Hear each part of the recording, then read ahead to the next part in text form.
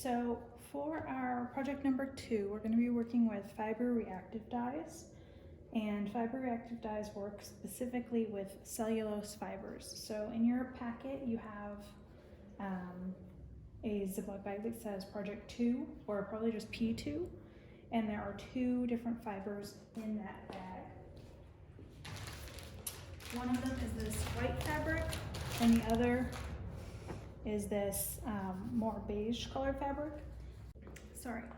So in your kit for project 2, you have a bag like this that says P2. You have 2 different fibers. One of them is this beige colored bowl denim. So the denim should be pretty easy to identify. It looks a bit like your jeans but a different color. And the denim here is woven like a twill. So you can see these diagonal lines in it. And your rayon is white, and rayon is really like this looser fabric. It is also a cellulose fiber, so both of these are cellulose. Denim is cotton, it's just very thick. And the rayon is actually made from wood, so it's still cellulose. It's just a more complicated process.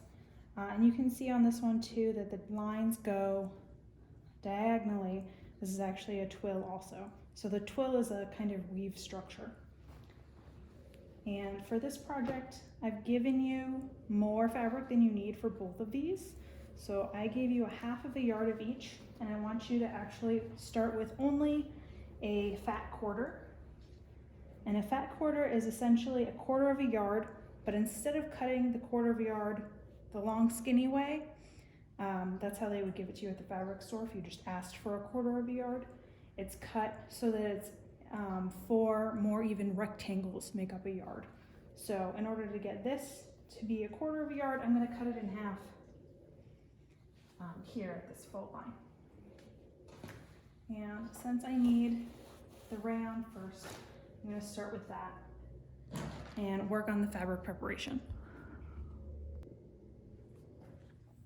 Okay, so the first step for preparing our fabrics for the fiber reactive dye is actually to address these edges and to cut it to the size we want. So this is why you have, these are my regular scissors. You have in your kit a pair of scissors that is blue, it's white with blue in the middle, and those are pinking shears. So mine are orange. And pinking shears have these zigzag ridges in them. And what that is for is to seal the edge of your fabric. So with this woven fabric, if I don't seal the edges, either by sewing them into a hem or by cutting them with pinking shears, they can come unraveled when I wash them or when I dye them, because that's really similar to washing. So the first thing I'm going to do is go around and cut. I'm going to cut this to size with the pinking shears to save myself a step. And then I'm going to cut these poorly cut sides with them also. I don't have to worry about this edge here where you can see it's, there's like this blue line. So this different colored thread here and the way that these little parts stick out mean that this is the salvaged edge of the fabric. So this was the edge that was created when the fabric was woven. So it's not going to unweave from this side or from this side. So I don't have to cut those. If you do, it's not a terrible mistake, but you just don't need to waste the time.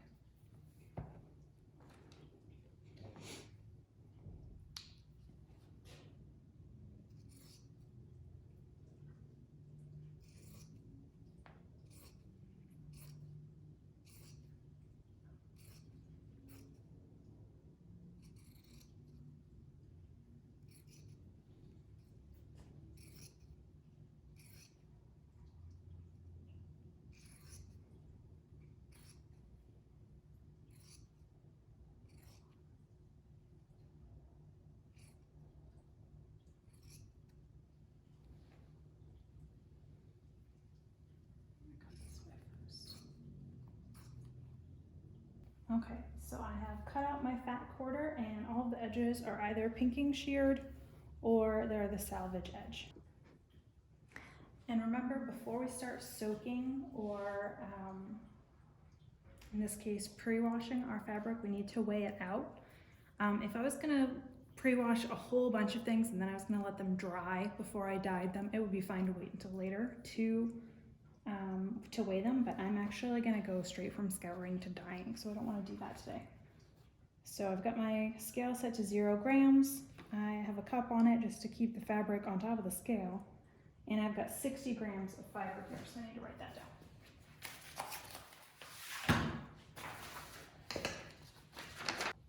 All right, over to the pot.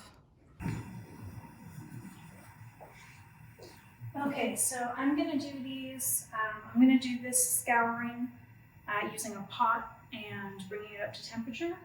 So I have enough water in here to totally submerge all the fabric that I need. And I'm actually doing a few steps at once here because I'm gonna scour my rayon and my bow denim all at once. I believe that a fat quarter of each of those will fit in your pot. Yours is a little smaller than mine, and I have a whole yard of fabric in here, so I think that will work out for you. And we need, the only other ingredient that we need for scouring is some of our Synthropol. And if I was using a washing machine, I would probably put maybe a tablespoon or a teaspoon in the washing machine and run this on hot. And that could also work to pre-wash or scour your fabric to get any dye inhibitors out of it. But in this case, I have a pretty small amount of fabric, so I really don't need that. I put in probably 1/2 teaspoon. I'll be honest, I didn't measure it. The water looks soapy, and so I'm sure that that's enough Synthropol. That's basically it. So last time we did Synthropol as a way of getting air out of the fabric. And this time we're actually using it to wash and to get things out. So we need a bit more. If you do happen to use all of yours that came in your container, you can refill it in the dye kitchen, but it should be enough.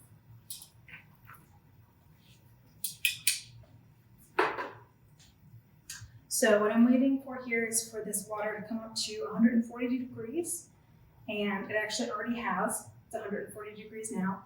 And now I'm gonna set a timer for 30 minutes, and I'm just gonna keep it at least 140 for 20 minutes.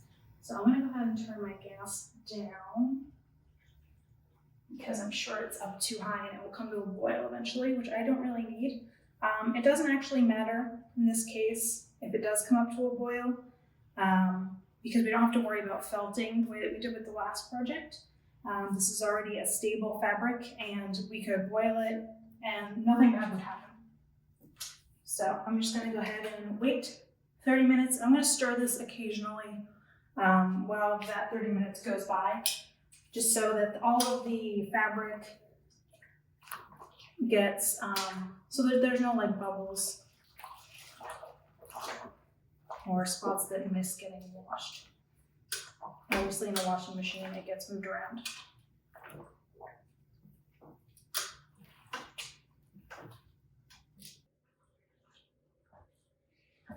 All right, and I don't need most of these until later. So what I'm going to do is just put them into this pot of water and rinse them off and hang them up to dry. So that later on when I'm ready to use them, they're really dry and ready to weigh out and then use. And for the one that I'm about to use in my next project, I can just take that and put it directly into the dye vat when it's time.